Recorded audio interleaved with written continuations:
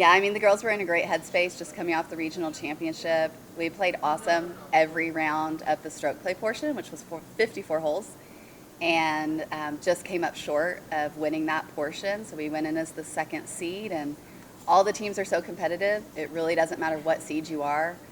We did lose in the quarterfinal match, making the Elite Eight, again for the third time in a row, making the Elite Eight, and I'm so proud of the ladies. It came down to one stroke at the end, and they had a great run, and maybe next year it'll end a little bit differently.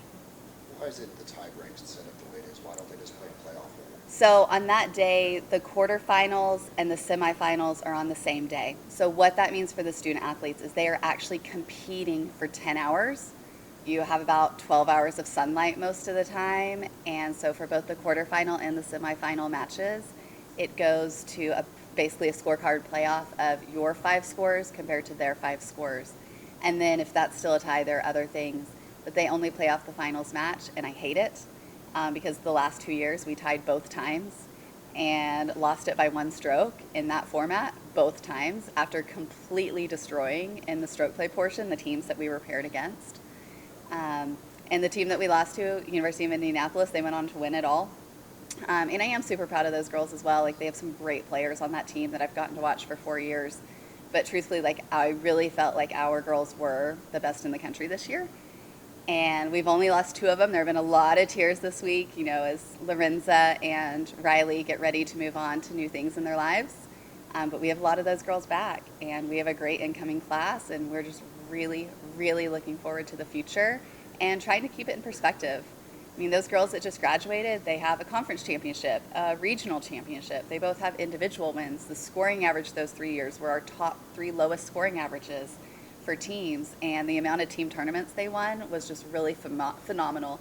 There are very few golfers in college golf, regardless of division or year, that have ever accomplished what those 2 did, and I'm beyond proud.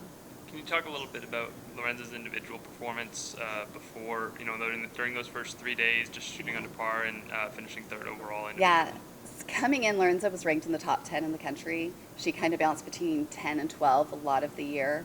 Phenomenal player. And I spoke with one of the coaches afterwards, and her performance this week catapulted her into being a first-team All-American. And I'm beyond proud of her for that. But she just was calm and collected, and I mean, it's not that she didn't have errant shots. When you play a 4 or 5 day tournament, you're going to hit some bad shots.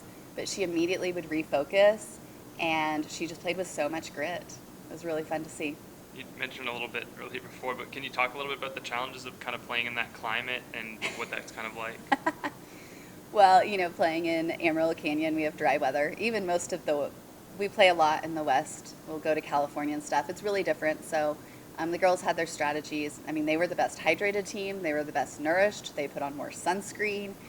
They were using their wet towels draped over them because the heat index was over 100. And like I said, I mean, they're out there for 5-6 hours playing in that and competing, and they were doing everything right. And I really thought we had a good shot at it.